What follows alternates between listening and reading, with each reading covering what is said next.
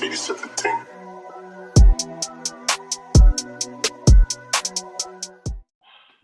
Hello, everybody. Welcome back to another episode of the Liberators Podcast. Today, we have a very special guest, Lieutenant Kandis C. Williams, who is a native of Gonzales, Louisiana. She commissioned into the United States Navy in 2012 as a recipient of the Navy's Health Profession Scholarship Program. Lieutenant Williams' first tour of duty was at Navy Medicine and Readiness Training Command, Great Lakes, where she completed a one-year advanced education in general dentistry residency program. Lieutenant Williams received her bachelor's degree from Xavier University of Louisiana, where she graduated Magna Cum Laude with a Bachelor of Science in chemistry and a minor in biology.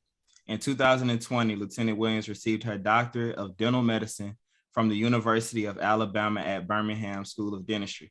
Following her dental education, Lieutenant Williams completed Officer Developmental School in Newport, Rhode Island prior to her first year of active duty service at NMR-TC Great Lakes. There, she provided dental care to active duty military personnel, recruits, veterans, and military dependents in disciplines including comprehensive dentistry, oral diagnosis, operative, prosthodontics, endodontics, CAD, CAM, digital dentistry, and oral surgery. Lieutenant Williams has published her personal dental research, Bruxism and Stress, among veterans with Gulf War illness in the Association of Military Surgeons of the United States Journal of Military Medicine. In addition to serving as the dental department head for the USS Fort Lauderdale LPD 28, Lieutenant Williams also practices twice a month at a local nonprofit low-income dental clinic in her community, Chesapeake Care Clinic. Lieutenant Williams is also an adjunct associate professor at Old Dominion University School of Dental Hygiene. Lieutenant Williams is passionate about increasing diversity within the field of dentistry and assisting the next generation of young professionals reach their goals through mentorship and creating opportunities in education. Lieutenant Williams serves on the admissions committee at the University of Alabama in Birmingham School of Dentistry and began the conversations for the first early assurance program between Xavier University of Louisiana and UAB School of Dentistry. Lieutenant Williams is a member of the American Dental Association, Academy of General Dentistry, and the National Dental Association. Please join me in welcoming a very special guest for today, Lieutenant Kandis C. Williams. How you doing? I'm great, Jeremy. Thank you for having me. Of course. You do a lot. Yeah, wow. It was crazy for me to hear that. I was like, wow, do I really have all that going on? Yeah, definitely. What motivates you to be so involved, to really, a lot of people might not know, but you've been like this since Xavier, but what motivates you to reach the highest level of what you want to do? Honestly, I think Xavier and just pursuing my career has kind of instilled in me to just be active and to be involved in things. Even before I got to Xavier, I knew in high school that I wanted to do dentistry. And so I knew researching that you have to have the resume, you have to be involved in different things. You have to do your shadowing, you have to get your volunteer hours, be involved in the community, have your extracurriculars. So I think from an early age, I was just always like, okay, well, I have to have all these things going on to make myself a good applicant. And then at Xavier, it was to become a good applicant, but I also enjoy being involved in the things that I was a part of. And now I just continue on with that and just try to find things that I'm passionate about and that's in my field, but that also brings me interest and fulfillment. Joy, out of my work. And so I think from a young age, I just started doing that and I never stopped. Mm-hmm. Yeah, because I know Xavier has this like concept of being a servant leader. And it's like a lot of us carry that out there, even though you have your full-time position, of working as a professor, working as a dentist, you still find time, to work in those areas where people might not be able to afford your services otherwise. So, that's something that's definitely great. And I feel like, it's needed. Definitely, it is. The 2 Saturdays a month that I work at Chesapeake Care Clinic, I'm seeing Spanish speaking patients. I'm seeing patients who are below the poverty line who, like you said, otherwise wouldn't be able to see a dentist whatsoever. And they're able to come and see me and pretty much get any service they need done for $30, which is unheard of in dentistry. Dentistry is a very expensive service to seek out. And so just to be able to provide my services to people who otherwise wouldn't be able to get them is very rewarding for me. And I make a little bit of money, but at the end of the day, I feel good about what I accomplish on a Saturday. Right. Absolutely.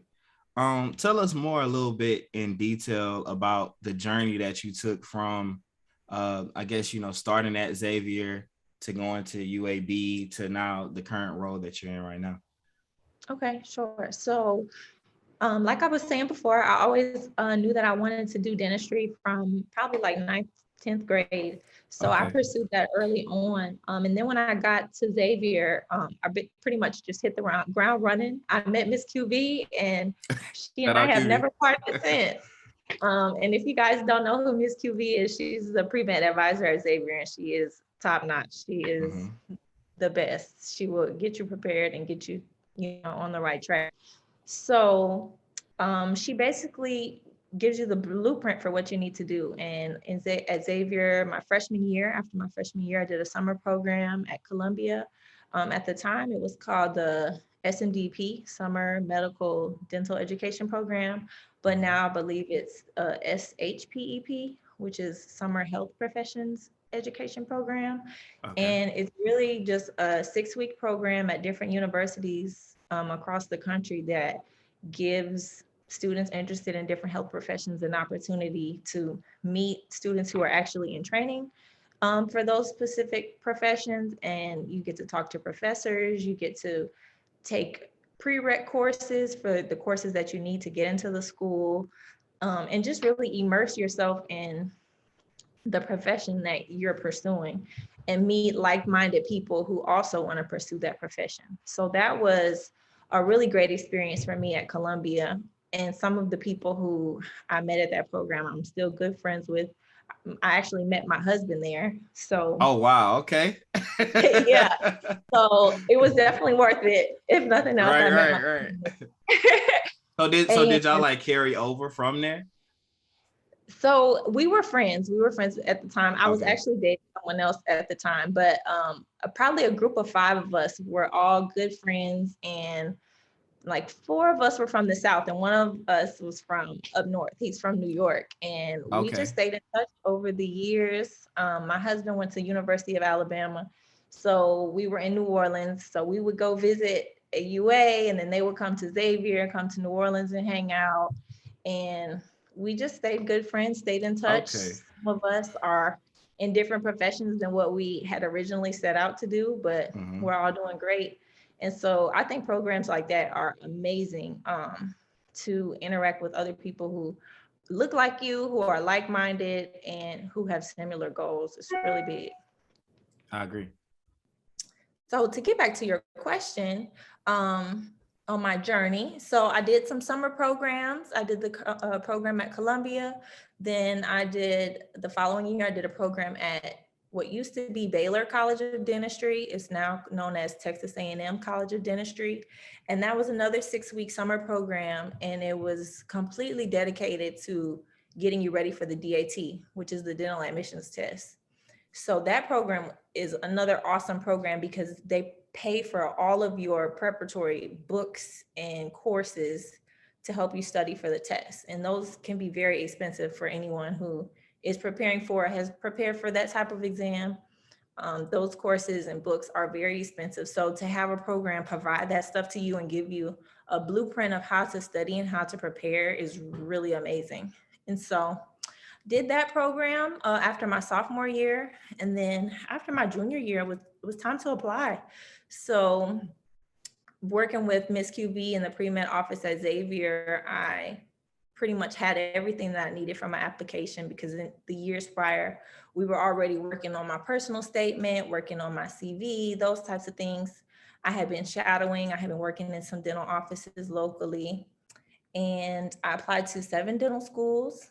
Those schools that I applied to are the 3 schools in Texas. So Houston, Dallas, San Antonio, LSU, which is my home state. I'm from Louisiana, UAB in Birmingham, Alabama, Columbia, where I did my summer program. And I also applied to Nova Southeastern in Florida.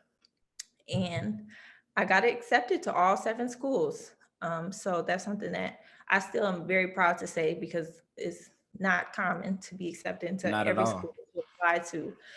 So that's something that I'm proud of, but I think it comes from just taking it day by day and step by step from the time I was in high school to really the day that I stepped foot at Xavier, and working with the pre-med office the whole way through. Mhm. What made UAB the school for you? Because I know Columbia, it's a beautiful campus. It's New York. So what made UAB the campus for you? Yep. So it was really a tough decision. I really liked UAB when I interviewed. It wasn't on my radar initially. I wasn't even going to apply to UAB, but Dr. Danielle Williams, who was 2 years ahead of me at Xavier and also a Right. UAB dental school graduate, was in her second year at UAB when I was applying. And she told me, like, Kandis, you need to apply to UAB. It's a great school. Like, I have a great environment here. They care about African Americans. We have like a network amongst ourselves, and Birmingham is not that bad. And I was like, okay, like whatever you Yeah. say. Like, as a Louisiana girl, I'm like not really trying to go to Alabama. And Mhm. I also really like the Texas school that I did a summer program at. Okay. So I was like, sure, I'll apply. Danielle knows what she's talking about sometimes, so I'll apply. Right. And that was my first interview that I had, and it was a great interview. Everyone that I met throughout the interview was very friendly, very personable, and it didn't feel fake. It just felt like genuine Southern people, like just being nice to you, wanted to get to know who you are genuinely. And it was not intimidating at all.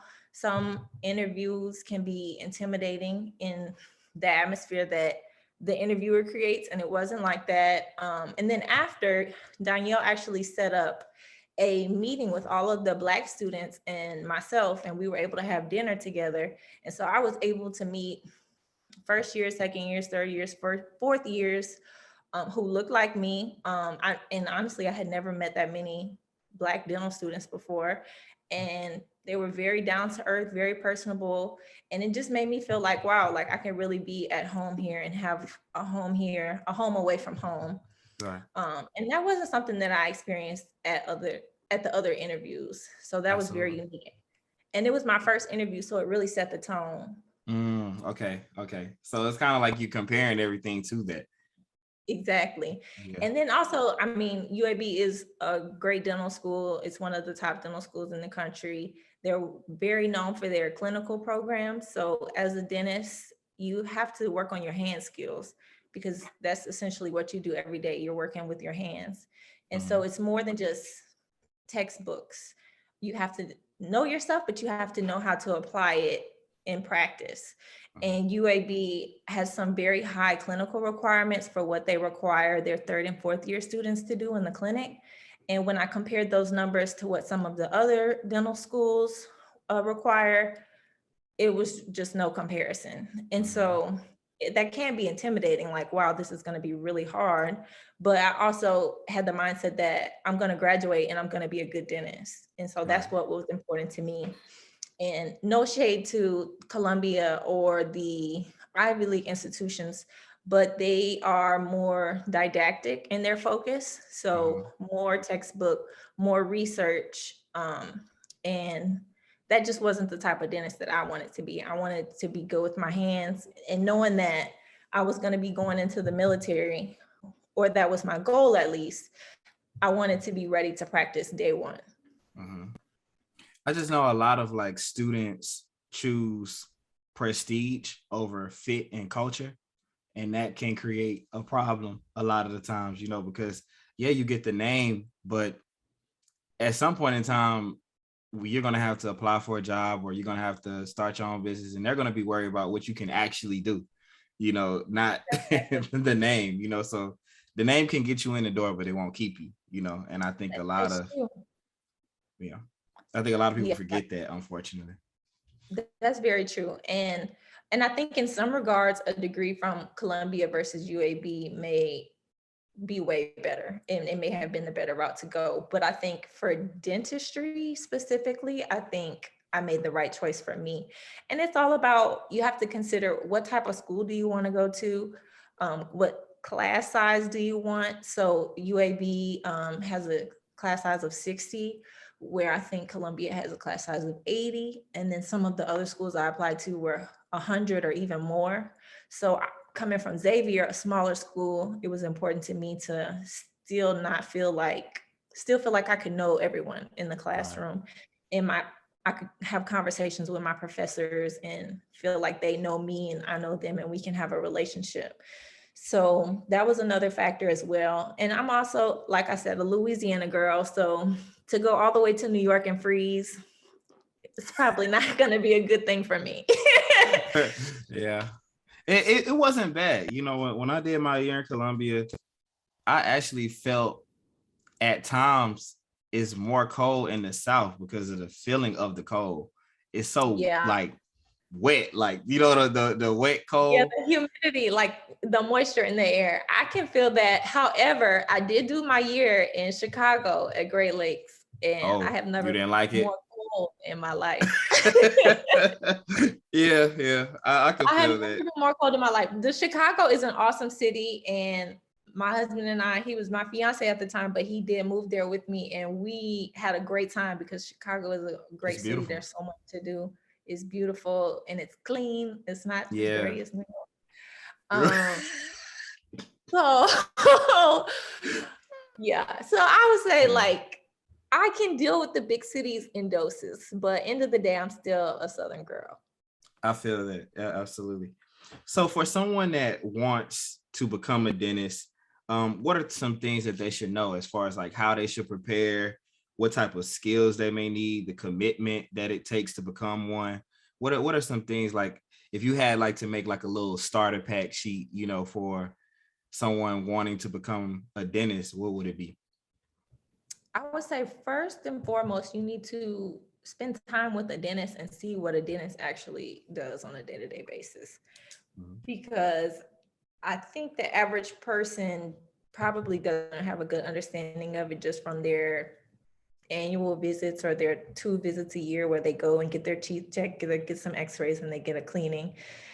So, and then if that's the only experience that you really have at a dentist, then you might not know what a root canal is, or how an extraction is performed, or what crowns are, or what veneers are, and how those things are made and how we do them. So I think it's very important to shadow and spend some time in the office, and maybe multiple offices, to get different perspectives and see if this is something that you can actually see yourself doing, because it's a very different profession. And you can't really know that you want to do it until you experience it. And then if you do decide that that's the route that you want to go, then we have to start looking at our grades. So GPA, you have to start thinking about your DAT, which is the dental admissions test to get into dental school. Okay. And then also, go ahead. So right there, what would you say is a good GPA range? Because I know you work with admissions. So like, what is a good GPA range? What is a good DAT range that you feel like a competitive student needs to have? So I will say GPA and DAT are not everything. However, anyone who I counsel and talk to, I say you need to have the highest GPA possible. You need to have the highest DAT score possible. And I don't say that to discourage people, but you have to be competitive regardless of who you are, what color your skin is, because it's just competitive. And there are so many people applying and so many applicants that come through, and you have to stand off the paper. And if you have a 2.5, you're going to have a lot of other things like going for you for them to look at your application. Okay. So honestly, I'm not sure that I can give like specific numbers, but if I was applying, I would want to have probably like a 3.5. Okay. Or higher. And that's just me personally, knowing that I would want to be competitive. Not to say that somebody with a 3.0 can't get in, or even below a 3.0. But if we're talking like competitive, I want to be the best applicant I can be. That's what I would shoot for. And then DAT scores, I'll just say for myself, I had a 20 and the highest score is a 30. I think the average may be like a 17 or an 18. So okay, do with that what you will. And I believe I graduated college with like a 3.7. So I can share my numbers, and I think that'll be helpful for the audience. Yeah, but I had interrupted you. I'll let you keep going. Yeah, so DAT, GPA, we also need to work on personal statements, which is just like a one-page document that expresses why you're interested in the profession, what you have done to pursue the profession, and just who you are as a person. Just what you would like to share with that admissions committee that they may not otherwise know about you just looking at transcripts and grades. And finally, a personal post-secondary experiences form, or a CV, a curriculum vitae. Basically, that's just a really detailed resume. So whereas a resume may be 1 to 2 pages, a CV is probably going to be 5 to 10 pages. And it just details all of the things that you've participated in, whether it be community service, volunteer hours, jobs that you've had in college, internships that you've done, summer programs, any scholarships or awards that you've received. And that's something that you don't want to wait to create until you get to the application. You want to have this document ongoing throughout your collegiate experience. So I talked earlier about how this was something that I was working towards like day one when I got at Xavier. So, maybe as a freshman, you might have 2 things on it, but every time you participate in something or you join a new club or a new activity, you want to add that to that form. So it's a living and breathing document that you constantly update. And then when it does come time to apply, you have all the information there already. Maybe you just need to review it and edit it and make sure it's good to go. So I think those are the biggest things that you need just for like a basic application standpoint. And then also you want to be a well-rounded applicant. So what are you doing outside of your grades, extracurriculars? Do you play sports? Are you in any clubs? Are you in any honor societies? What do you do for fun? Just things like that to make yourself not just a bookworm. Right. How would you define the rigor of dental school? It's tough. It is very tough. And it goes through different phases based on the years of education that you're in. So your first year, for example, is going to be very textbook heavy. And in most dental schools, they're going to separate preclinical and clinical by year 2 and 3. So the first 2 years, you're going to be in a simulation lab where you're practicing all your hand skills on a mannequin. And then, so everything that you do once you see a live patient, your third year or the end of your second year, you have already done it many, many, many times on a mannequin. You've had practicals and exams to prepare you for a live patient. So though you may have never done it on a patient, you should be pretty proficient in the skill. And so the third and fourth years of your education, you are seeing patients, probably 2 patients a day, morning and afternoon. And then you probably also will have some classes that you're taking in between there too. Okay. You said your third and fourth years are like that? Yes. Okay. Definitely. As far as we're going to segue a little bit into your experience with doing the military as well as dental school. What are some pros or cons, if you could say, of pursuing a graduate education, a professional education, while having that military backing? Okay. So with that, I'll say that there's different routes you can go. So first I'll explain the route that I went, and then there's some other options as well. So the type of scholarship that I had for my military portion, or however we want to word that, military scholarship would be the Health Professions Scholarship Program. It's known as HPSP, Health Profession Scholarship Program. So that scholarship can be 4 years, 3 years, 2 years, based on what you apply for. I applied for the 4-year scholarship. I applied the same time that I was applying for dental school. And it's a 4-year scholarship that covers all your tuition. And if you're out of state, they'll pay your out of state fees. So any accredited dental school of your choice that you get accepted into, they'll also pay or reimburse you for textbooks, required equipment for school. And then you also get a monthly stipend, which I use to pay my rent and gas and groceries, those types of expenses. Okay. And with that scholarship, you do not have any military obligations while you're in school. Your only job is to go to school, get good grades, pass your classes. However, there are some scholarships like the Health Professions Collegiate Program. May be saying that wrong. I think it's HSCP. The one I did is HPSP. So just Google it, HSCP.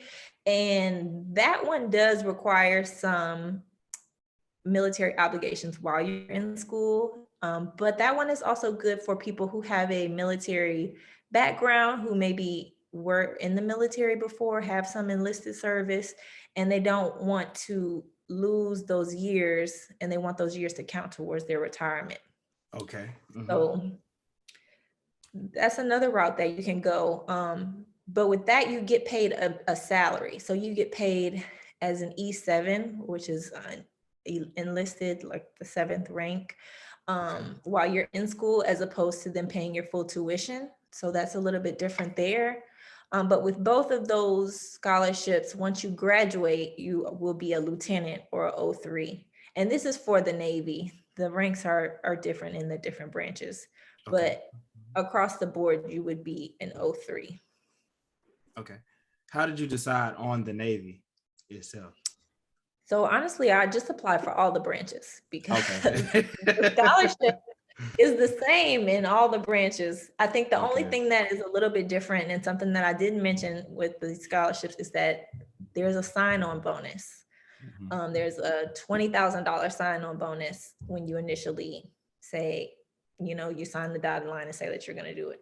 I think the Air Force does not offer the $20,000, but the Navy and the Army do. Anywho, I applied for all three because I was like, the scholarship's the same, so let's increase my chances. Mm-hmm. I got accepted into the Navy and the Army.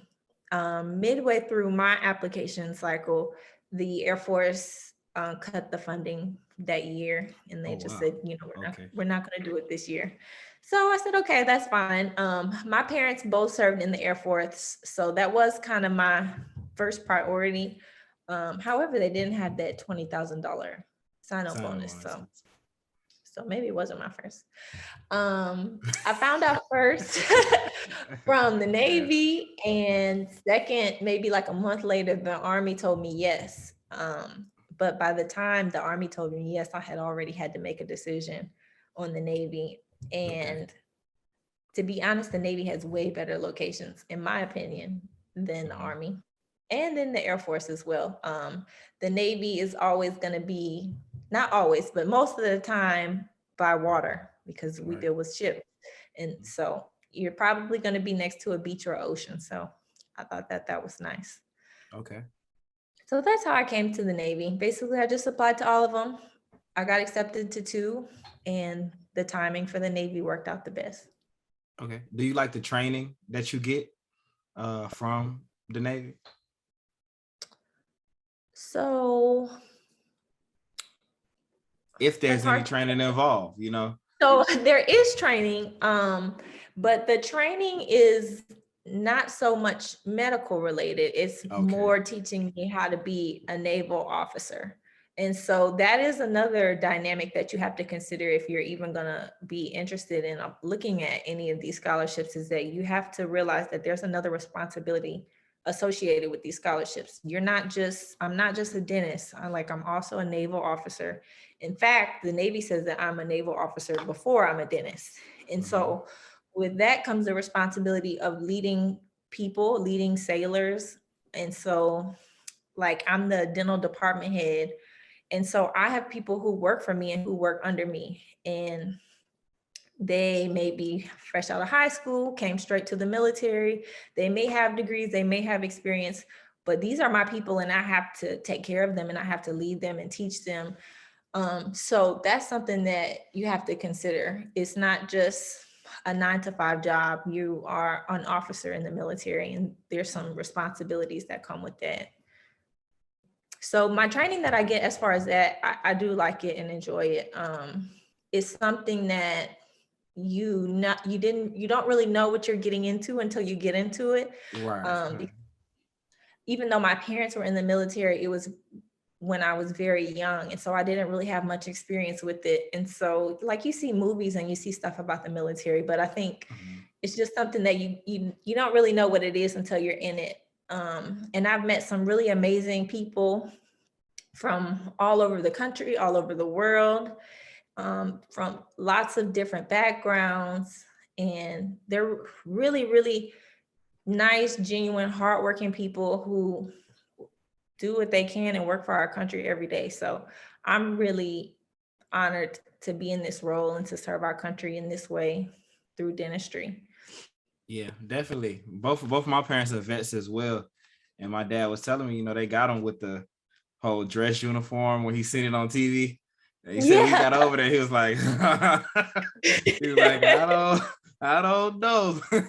But by that time, you've made the commitment. So, right. You're in it. Yeah. So that's another thing is that it's hard to kind of get that experience before. You can't go shadow a Navy dentist the same way that you can a civilian dentist.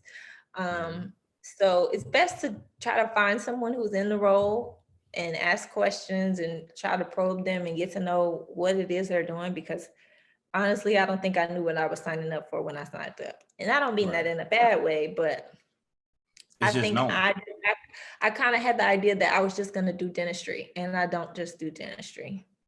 Yeah. Okay. So you do a lot of work as a dentist, as a professor, as a community leader, as an officer. And you still had the presence of mind to say, I want to nurture and help the younger generation that's coming along have I wouldn't say an easier path, but a more accessible path, to their goals, which is you creating the bridge program between UAB and Xavier. Can you break down more about what this program actually is, who is designed to help? We can start there. Sure. So being a pre-dental student at Xavier, you're kind of out of in the minority, because a lot of people at Xavier want to go to med school. Right. So everyone is very med school focused. And so Xavier has a lot of early acceptance programs or assurance programs for students that are interested in going to med school, but none for dental school. And I know a lot of dentists that came from Xavier, but we never had a program like that or had that opportunity. And I always thought, man, I wish we had something like that. I would apply for that, but it didn't exist. And so, in hindsight, here I am now, I've graduated. One of my research mentors at UAB became the assistant dean of admissions at UAB. And she reached out to me and she said that she's interested in increasing diversity at the school. And how did I think that she could do it?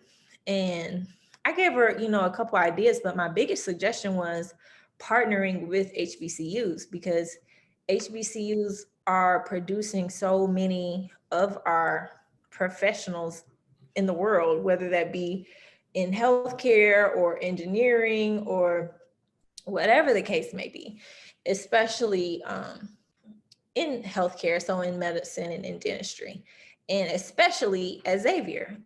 So I told her, there's no better place to start than my alma mater. Absolutely. And She loved the idea and she was really serious about it. And I got her in touch with Miss QV.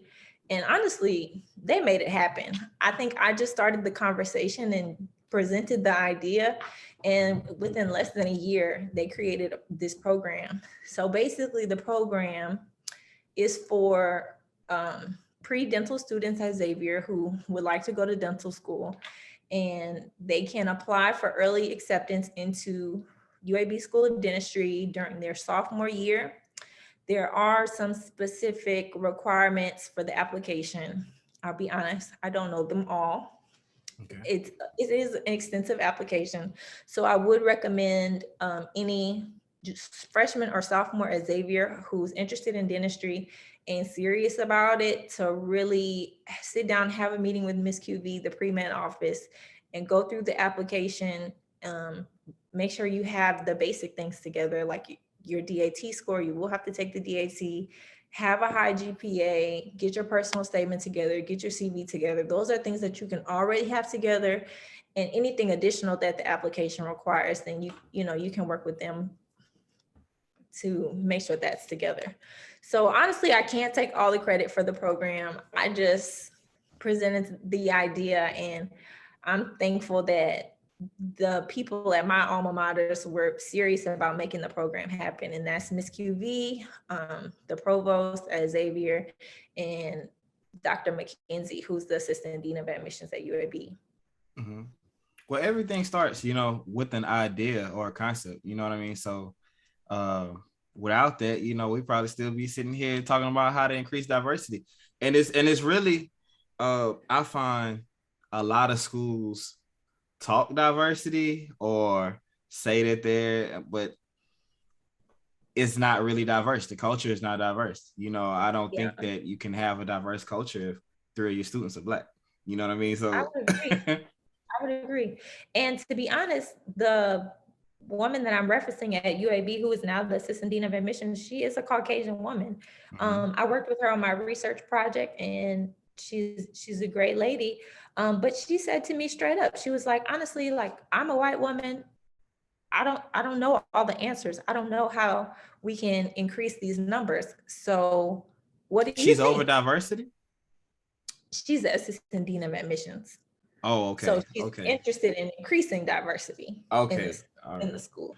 Mm-hmm. So, and since she has hired someone to help with that, so she is serious about making it happen. And I think kudos to her for absolutely saying that, I don't know everything, and asking someone like me, like, I'm not a dean. I don't work at a school, but she asked me my opinion just based off of my experiences, and look what it has produced. So I think some of these schools, they say that they're interested in increasing diversity, but they don't really know what to do. And maybe they haven't just been honest about saying, like, I don't know what to do, or I don't know who to talk to. I want to partner with the HBCUs, but I haven't been able to get in touch with anybody. So I think the first step is just asking for help, or, making those connections. And I think some schools don't care. Say that again. I was saying, I think some schools just don't care. They're like, this is the culture here. And it's all about the leadership. I mean, we got a new dean of admissions, and look at the changes that she's put forth in a year. She has hired someone that's dedicated to diversity. That's her entire role is like engagement and diversity, and a partnership with the HBCU. So sometimes we can't like put it on the school itself, but it might be the people who are in leadership at the school. Right. And a lot of times those people have been there for years and years and years. Sadly, sometimes you just need some fresh life in there. But let's say, why is this something that you feel like, why do you feel that diversity is needed in places like dentistry, medicine, law? Because I was having the same conversation with Wesley a few weeks ago, and he was saying, well, it's the same thing in law. Like 3% of us as lawyers, and we went to HBCU professional school, so we see that, and it could kind of almost make you feel that the world is like that, but it's not. You know, you get It's to the not. real world and it's like, yeah, we become scattered out. You know, everybody's going in different places and things like that. So I guess like my question to you is, why is that diversity needed? Or based on what you see, even working as a professor or working in the military, like what do you feel that having diversity can add to that environment? I would say for me, the realization happened when, honestly, it's probably happened my whole life. If we start way back, even like in elementary school, I went to a private school up until I got to high school. Then I went to a Okay. public school. But in the private school that I went to up until eighth grade, I was like one of two Black kids, maybe one of three or four max.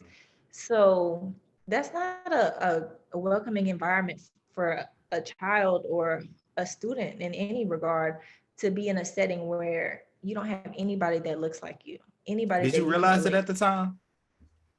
I think at some point I did, probably Okay. not like super young, but probably in middle school, I'm sure.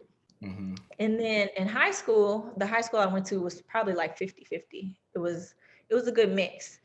But even then, in a public high school, I was in all the like the honors and the AP classes. So then again, I'm It isolated dwindles. because Yeah. there are not that many Black people in those classes. So then I went to Xavier, where I saw so many people who looked like me, who was trying to do things that I was doing, which was so refreshing and so good to see. But then I went to UAB, and it was the same thing all over again.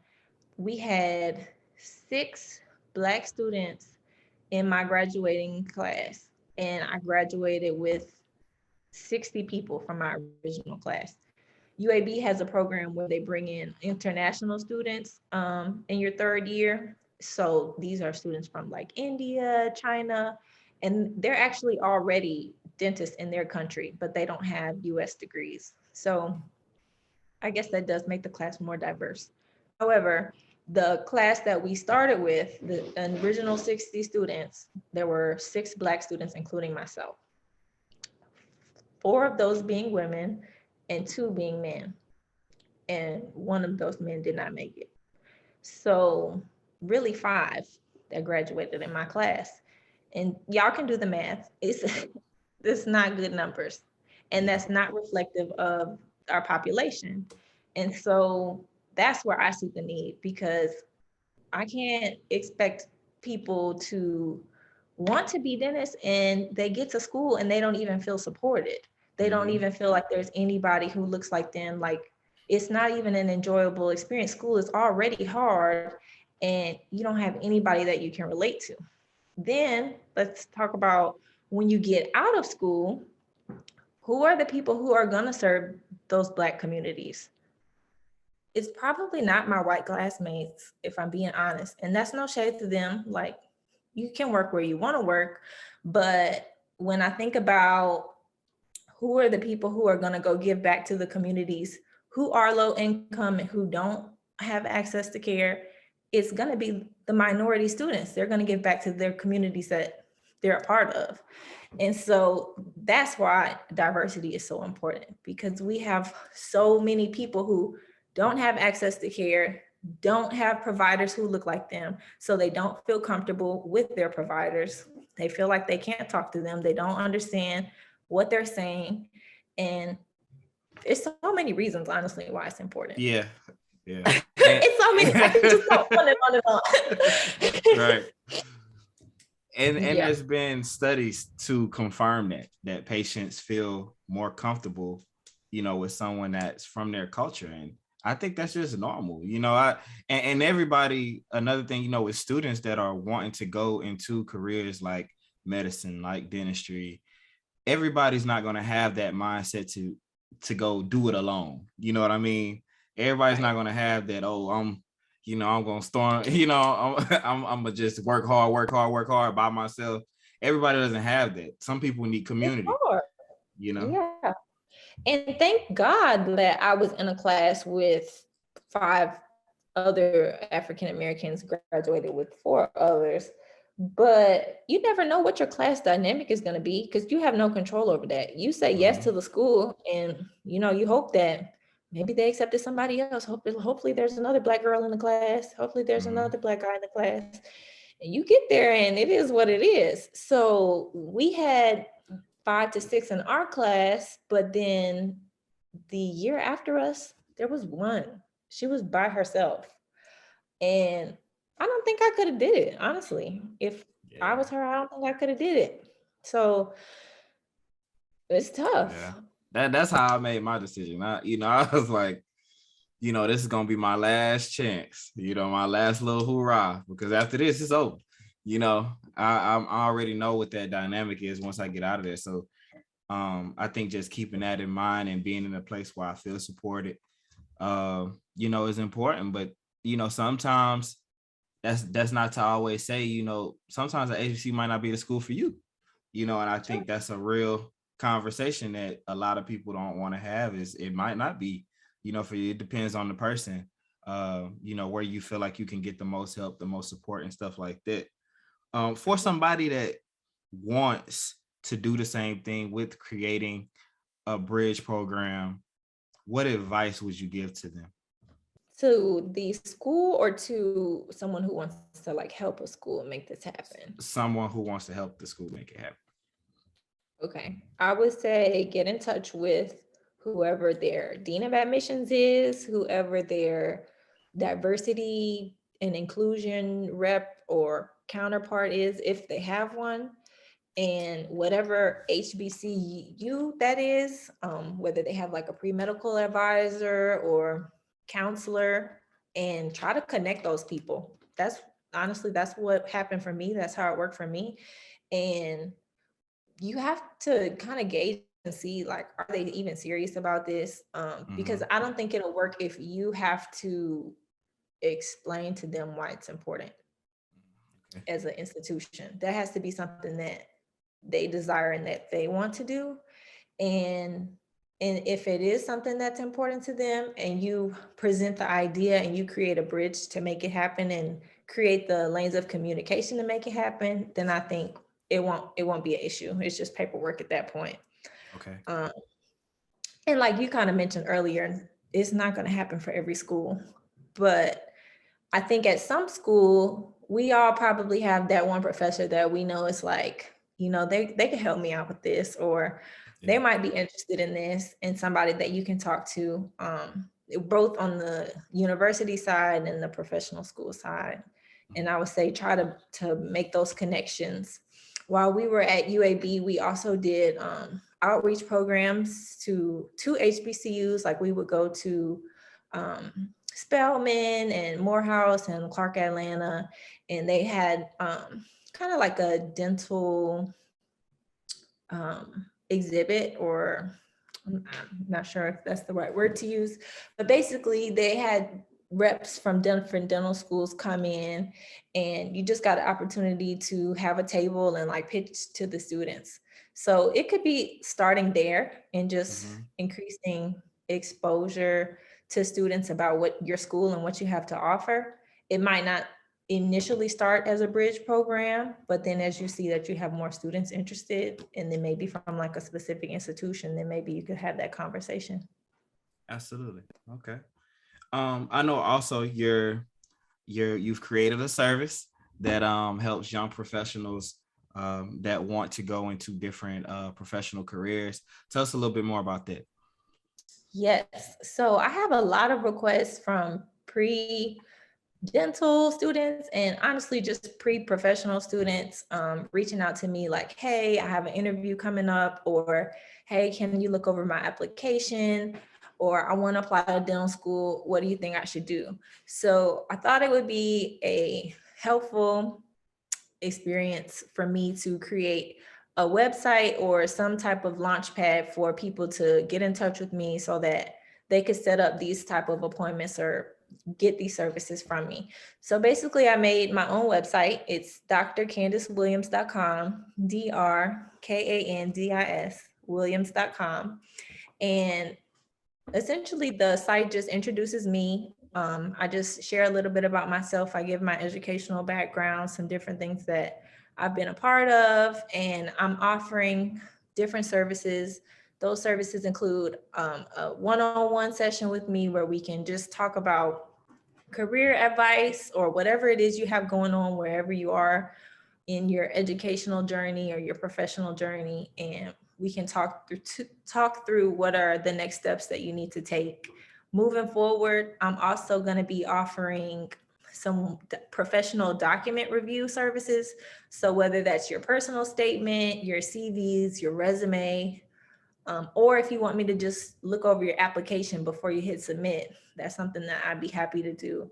And then finally, just some one-on-one guidance. So whatever it is that you need and you want to talk about, I'm here for you. So if you guys want to check out my website, it's drkandiswilliams.com. And I also have my email on there if you want to shoot me an email, and we can just brainstorm and come up with a plan for you.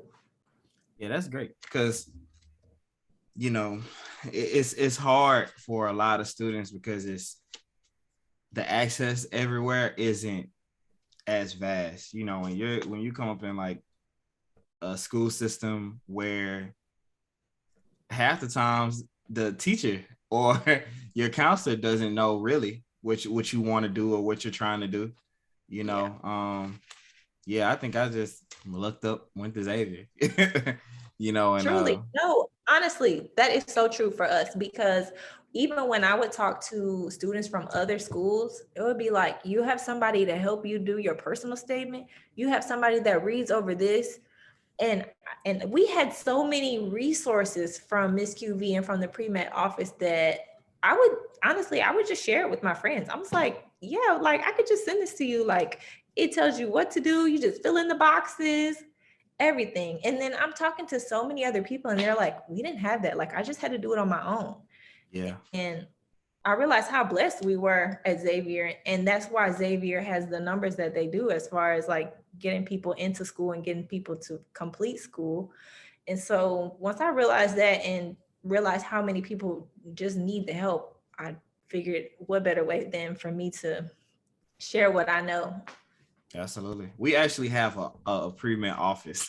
Like some people, they just have like a pre-med advisor. Like we actually was like taking a class. It really is a class. Like you have to be there like once a week or once a month. Right. I don't even remember, but yes. Yeah. And you had to get your signatures and like it was not a game.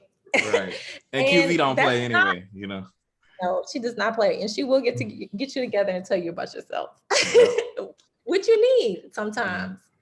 So yeah, like once I realized that this was not standard and every school didn't have this, and honestly most schools don't, I was like, wow, like what would I have done if I didn't have Miss QV?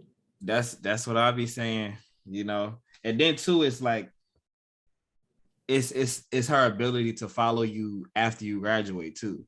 It's a lot of students that end up maybe not going the next year, or if they take a gap or more than a gap, she's going to still make sure that she's following you, so, and that's hard to do because that's a lot of students. She has these 100 and something incoming freshmen coming in every year, so it's a lot that she has on her, but they do their job very well, and I don't know where I would be. They just created a system, and it's like a foolproof system. If you get grades, you do what they tell you to do, you're on time, honestly, you'll be fine. Like they give you the blueprint. And honestly, that's all I want to give to people, because it's not impossible. You can do this, like you can achieve it. If your goal is to be a physician, a dentist, a nurse practitioner, whatever the case may be, it's very possible. It's just not going to happen overnight. And I think that's what people have to come to realize and accept, is that it's a process and you have to do things in a certain order and be strategic about it. But it's very possible, and you're very capable of making it happen. Definitely. Okay, we're gonna kind of close up here. What is a motto that you live by? Ooh. Yeah, we end everyone with this.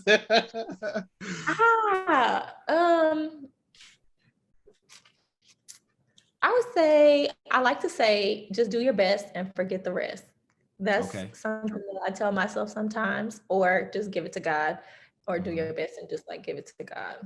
Um, because sometimes things are out of your hands, and Right. all you can do is do your best, put your best foot forward, put your best effort forward, prepare. You can't just not prepare and not plan and expect magic to happen. But I think as long as you put in the work, good things will come. I agree. I agree. But the key element there is that everybody don't want to put in the work, you know? That's true. That's And true. And lately, I've been telling myself how important consistency and discipline is. Like, mhm, you can't just do something good once, or, man, I'm gonna really like hit it hard tonight and then not touch it again for another month or another mhm, week. So lately, for me, that's something that I'm working on. Is just in my fitness. And like my new goal for myself is to work out 5 days a week. And mhm. so ideally, I want that to be like Monday through Friday, every morning before I go to work. And it's not that I have like these supreme body goals or anything. I just really want to do what I say that I'm going to do. And Yeah. I think a lot of times people are disrespected when somebody tells them they're going to do something and they don't come through. They don't do what they say they're going to do.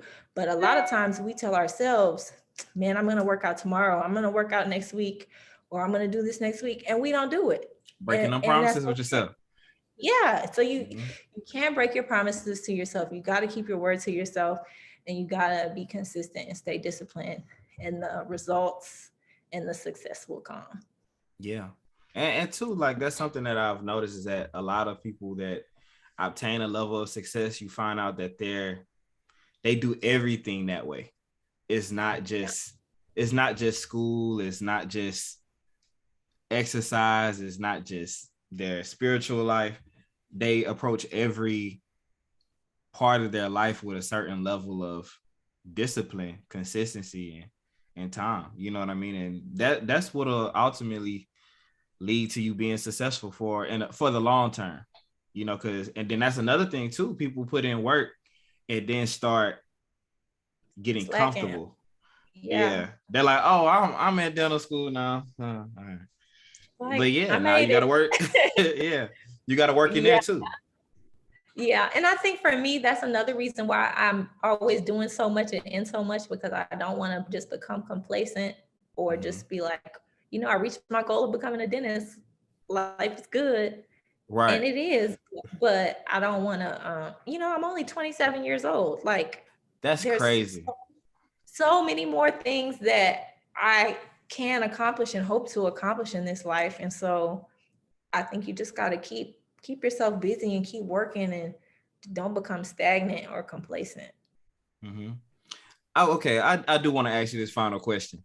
It just kind of came up. Do you think that the relationship or the example that your parents set help like the way that you approach life, the way that you approach career, everything like that? Yeah, I will say yes. So my mother is an attorney. So my whole life I had an example of a strong Black woman who Right.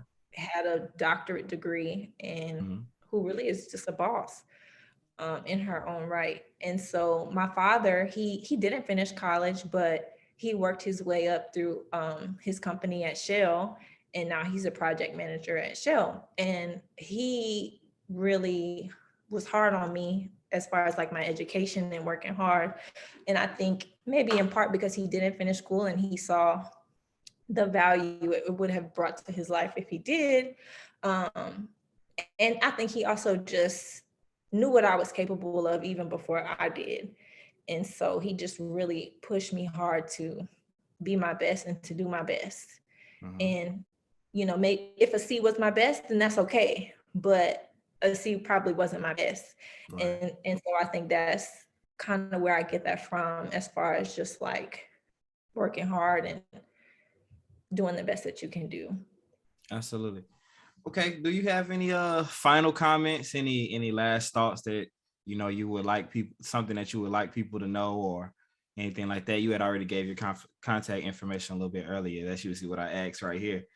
Oh yeah. Well, I would say go check out my website, drkandiswilliams.com. You can follow me on Instagram, Dr. Kdub, Dr. period KDUB. And just keep grinding. Whatever you're doing in life, whatever your passion is, just keep working hard. Don't become stagnant. Don't become complacent. Stay disciplined. Stay consistent. And find somebody else who's coming up and help them to do what you're doing. You know, be an example for somebody else. Okay.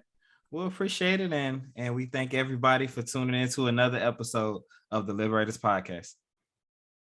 Thank you for having me. Absolutely.